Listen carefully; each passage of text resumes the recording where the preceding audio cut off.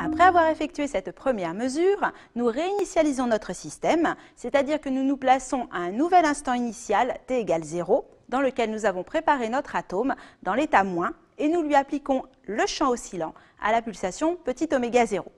Nous allons à présent effectuer une seconde série de mesures, composée cette fois de deux mesures successives, l'une à T2, égale T1 sur 2, et la seconde à T1. Comme précédemment, on cherche à connaître la probabilité P plus 2 et P moins 2 d'être passé dans l'état plus et d'être resté dans l'état moins pour chacune des deux mesures. Afin de distinguer la première et la seconde mesure, nous allons les indicer par un chiffre entre parenthèses.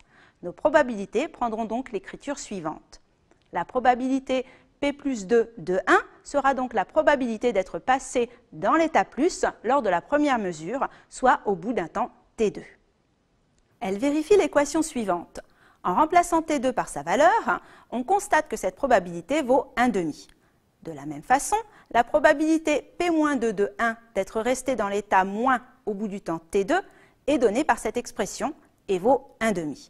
À l'issue de la première mesure, nous avons donc un mélange statistique des atomes qui se répartissent par moitié dans chacun des deux états et non plus uniquement dans l'état moins. Dans ce cas, si on répète la mesure à un instant t postérieur à T2, la probabilité de trouver l'atome dans l'état plus vérifie la relation suivante. Elle sera la somme de la probabilité que l'atome soit déjà dans l'état plus et y demeure, et de la probabilité qu'il soit dans l'état moins et qu'il passe dans l'état plus. Ces probabilités sont bien sûr pondérées par la répartition statistique des atomes entre les deux niveaux, d'où les coefficients 1,5. Donc la mesure de la probabilité P plus 2 de 2, soit la mesure à l'instant T1 d'être dans l'état plus, nous donne ce résultat. On voit que le fait d'avoir effectué une mesure intermédiaire par rapport à la première série de mesures a fait chuter la probabilité d'être passé dans l'état plus de 1 à 1,5. Cette seconde série de mesures effectuée, nous réinitialisons à nouveau le système. Nous allons à présent effectuer de façon récurrente des séries de mesures d'une périodicité Tn égale à T1 sur n. On appellera alors P plus n de P, respectivement P moins n de P, la probabilité de trouver l'atome dans l'état plus, respectivement dans l'état moins, à la pème mesure de la nème série de mesures, l'état initial à t égale 0 étant l'état moins bien sûr.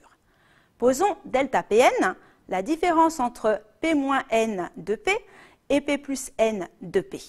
Quelle serait alors la relation entre delta Pn et delta P moins 1 n?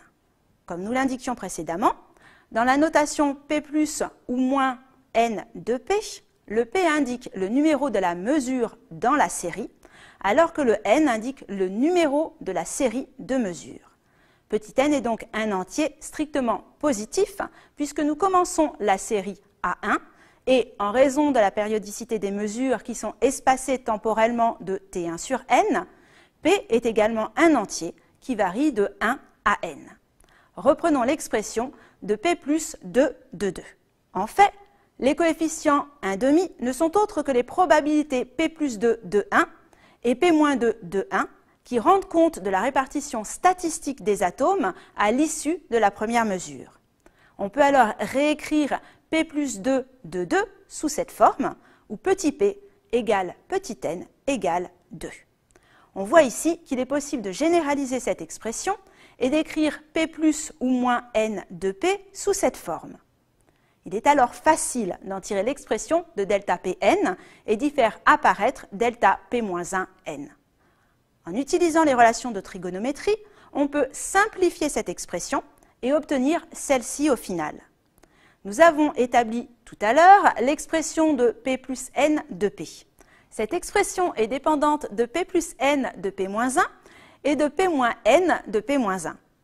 Pour être à même de juger de l'évolution de la probabilité d'être dans l'état plus à la mesure P de la série n, il serait préférable de s'affranchir de ces dépendances en trouvant une expression qui ne dépende que de petit n et petit p. Cela est possible en utilisant la relation de récurrence sur delta Pn que nous venons d'établir. En effet, delta Pn vérifie la relation suivante. On peut en déduire que delta P moins 1, n, vérifie alors celle-ci. Si l'on utilise dans l'équation précédente, cette dernière prend alors cette forme. Il est possible de continuer ainsi de décrémenter P de 1 et on obtient finalement cette expression. Ici, delta 0n représente en fait l'état initial à la nème série de mesures. On a donc delta 0n qui vérifie cette relation où P moins n de 0 représente la probabilité d'être dans l'état moins à l'instant initial et P plus n de 0 celle d'être dans l'état plus. Or, à l'instant initial, on est dans l'état moins.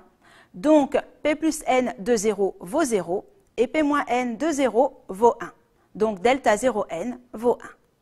On en déduit cette nouvelle expression pour delta Pn.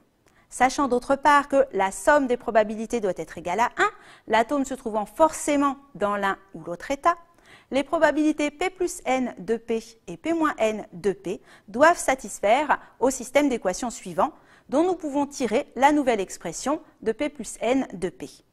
La nème mesure de la nème série nous donnerait alors ce résultat. Voyons ce qu'il deviendrait si on effectue un grand nombre de mesures. Quand n devient grand, il est possible de faire un développement limité du cosinus sous cette forme. P plus n devient alors sensiblement égal à pi carré sur 4n. Lorsque n tend vers l'infini, cette probabilité tend vers 0, c'est-à-dire que la probabilité pour l'atome de passer de l'état moins à l'état plus devient nulle. La répétition des mesures empêche l'état du système d'évoluer. Il demeure figé dans son état initial. C'est ici une différence fondamentale avec la physique classique. En mécanique quantique, la mesure perturbe l'état du système. De plus, la répétition des mesures, en certains cas, peut même geler son évolution, comme nous venons de le voir.